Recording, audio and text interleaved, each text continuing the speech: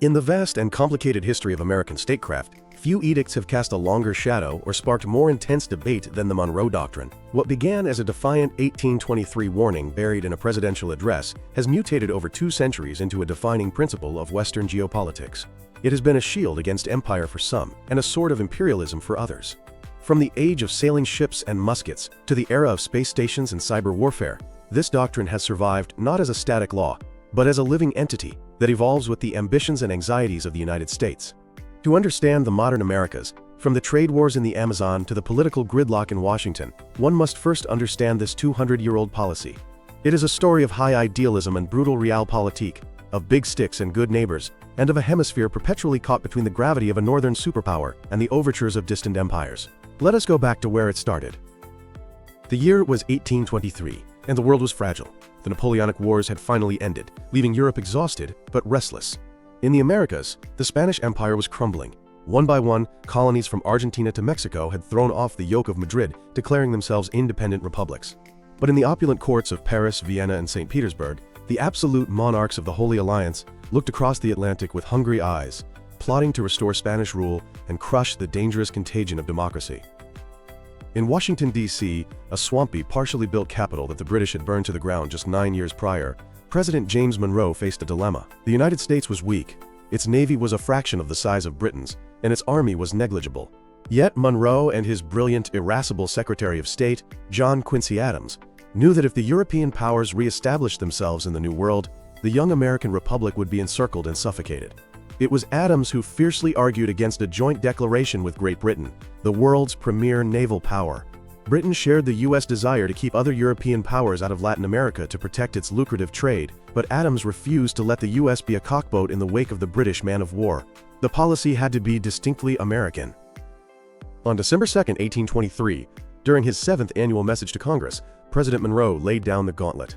He articulated 3 main principles that would form the bedrock of U.S. foreign policy. First, non-colonization, meaning the American continents were henceforth not to be considered as subjects for future colonization by any European powers. Second, the concept of 2 spheres, stating that the political systems of the Americas, which were republican, and Europe, which were monarchical, were fundamentally different, and therefore the U.S. would not interfere in European wars or internal affairs. Third, non-intervention, declaring that any attempt by European powers to oppress or control the destiny of independent American nations would be viewed as the manifestation of an unfriendly disposition toward the United States. The immediate reaction was largely underwhelming. The great powers of Europe dismissed it as arrogant bluster from a minor nation. The Austrian Chancellor Clemens von Metternich called it an act of revolt. But they did not invade. Not because they feared the U.S. Army, but because the British Royal Navy, ruling the waves for its own commercial reasons, tacitly enforced the doctrine. For decades, the Monroe Doctrine was a policy guaranteed by British guns. For the first half of the 19th century, the doctrine remained largely dormant as the U.S. was too busy expanding westward to look south.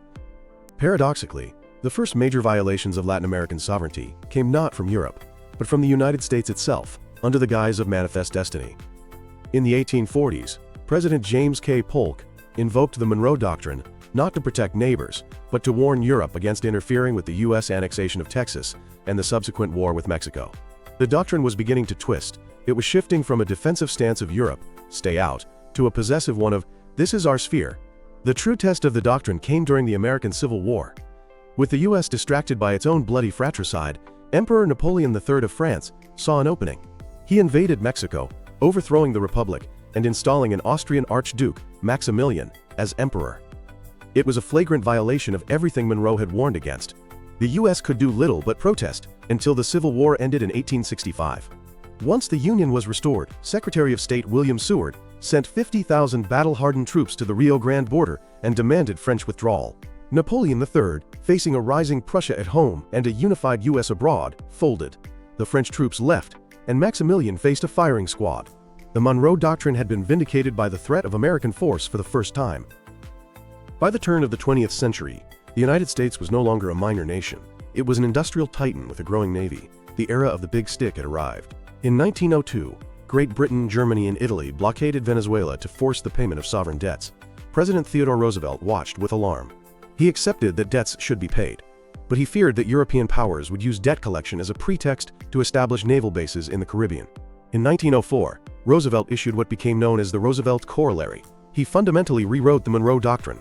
It was no longer just about stopping European intervention, it was about preemptive U.S. intervention.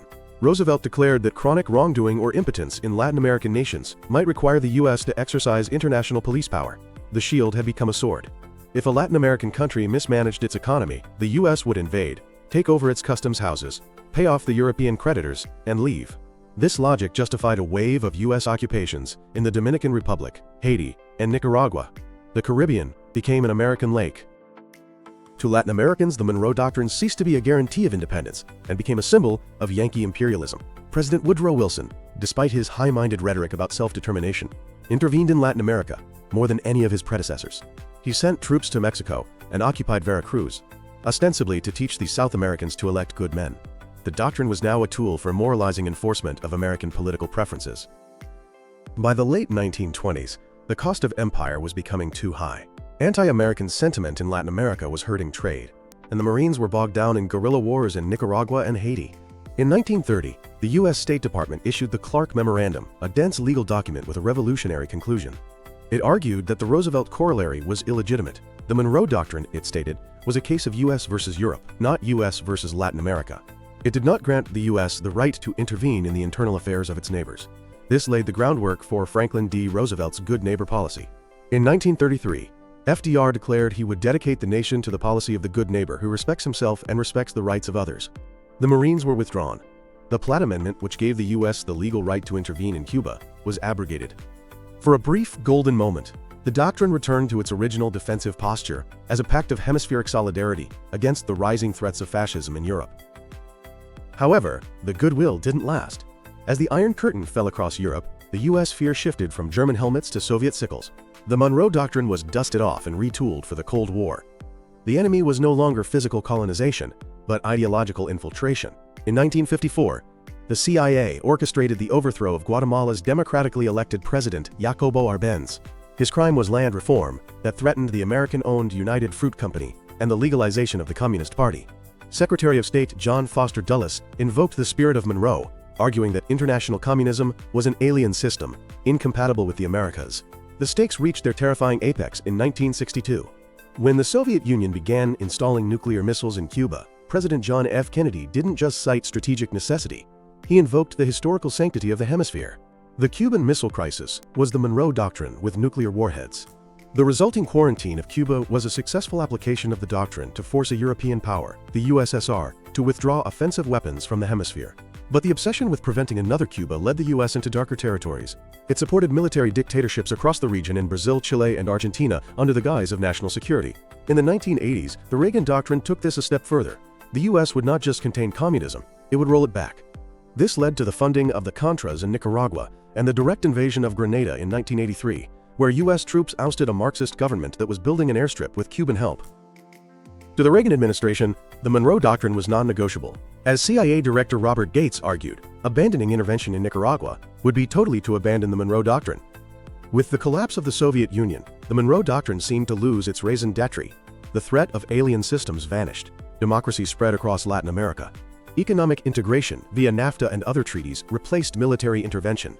In 2013, Secretary of State John Kerry stood before the Organization of American States and delivered what sounded like a eulogy, declaring that the era of the Monroe Doctrine is over. The room erupted in applause. The U.S. was officially pivoting to a partnership of equals. The terms backyard and sphere of influence were retired from the diplomatic lexicon. Or so it seemed. History abhors a vacuum. As the U.S. looked away, focusing on the Middle East and its own domestic polarization, a new player entered the stage: China. While Washington spoke of partnership, Beijing spoke of infrastructure. China's Belt and Road Initiative swept into Latin America with the force of a tidal wave. In 2000, China's trade with the region was $12 billion. By 2024, it had exploded to nearly $500 billion. China was not sending battleships, it was sending checks. It built dams in Ecuador, railways in Argentina, and power grids in Brazil. It bought Peruvian copper, Brazilian soy, and Venezuelan oil. In exchange, it asked for no political reforms, no human rights guarantees, only resources and recognition of the One China policy. For Latin American leaders, China was a godsend, a counterweight to U.S. hegemony. But in Washington, the old anxieties began to twitch. The Monroe Doctrine wasn't dead, it was just sleeping. The election of Donald Trump marked a sharp return to 19th century geopolitics. In 2018, Secretary of State Rex Tillerson dusted off the old edict explicitly, stating the Monroe Doctrine is as relevant today as it was the day it was written. The Trump administration viewed the crisis in Venezuela not just as a humanitarian disaster, but as a geopolitical incursion. Russian nuclear bombers landing in Caracas and Cuban intelligence officers running Venezuelan security services were seen as direct violations of the hemisphere's sanctity. The rhetoric shifted from partnership back to great power competition. The US began to view Chinese ports and Russian arms sales as the modern equivalent of the Holy Alliance. The Biden administration later attempted to soften the language but kept the strategic substance. President Biden famously corrected the record, stating Latin America is not America's backyard but its front yard. The distinction was meant to be flattering, implying priority and visibility, but to many Latin American ears, it still sounded like a landlord talking about his property. Under Biden, the US has tried to counter China not with Marines, but with the America's Partnership for Economic Prosperity. Yet, the underlying logic remains Monroeist. The Western Hemisphere is distinct, and external actors like China, Russia, and Iran are viewed with inherent suspicion. Today, the Monroe Doctrine is being tested in ways John Quincy Adams could never have imagined. Let's look at 3 specific flashpoints. First, the space station in the desert. In the windswept plains of Patagonia, Argentina, sits a 16-story antenna run by the China Satellite Launch and Tracking Control General. It is a Chinese military-run space station. A 50-year lease gives China complete control.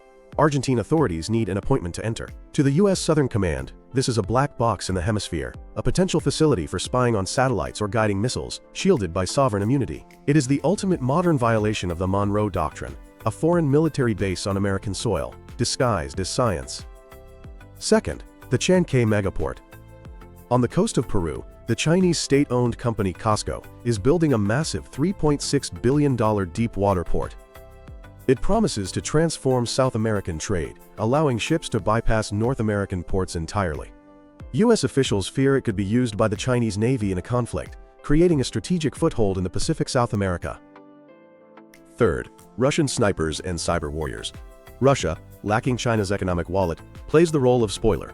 It sends nuclear bombers to Venezuela for drills, operates a high-tech espionage center in Nicaragua, and floods the region with Spanish-language disinformation. These are low-cost, high-impact ways to poke the US in the eye, keeping the spirit of the Cold War alive. To write the history of the Monroe Doctrine only from Washington's perspective is to tell half the story.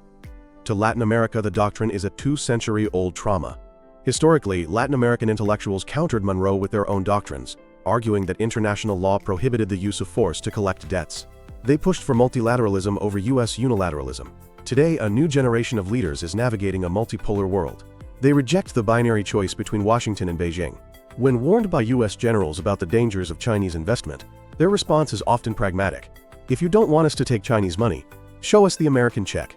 The pink tide of leftist governments sees the Monroe Doctrine not as a shield, but as a shackle. They actively court non-Western powers to dilute US influence. For them, true independence means the ability to say yes to China, no to the US, and trade with everyone. 200 years after James Monroe stood before Congress, the doctrine that bears his name remains the ghost in the machine of hemispheric relations. Is it dead? Legally and diplomatically, perhaps. No US official today claims the right to invade a neighbor simply to collect a debt or install a president. But strategically, it is more alive than ever. The core anxiety of 1823, that a rival great power would establish a foothold in the Americas and threaten US security, is the exact same anxiety driving US policy toward China's Belt and Road Initiative in 2024.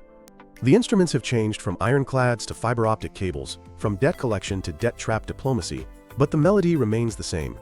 The United States still views the Western Hemisphere as its strategic sanctuary. The difference is that in 1823, the US had the will but not the power to enforce it. In 1904, it had the power and the will to impose it. In 2024, it has the power, but it faces a region that has found new suitors. The future of the Monroe Doctrine will not be decided by unilateral decrees from Washington, but by the ability of the United States to prove to its neighbors that a hemisphere of shared values is worth more than a hemisphere of transactional commerce. The front yard is open for business, and for the first time in 2 centuries, the landlord has real competition.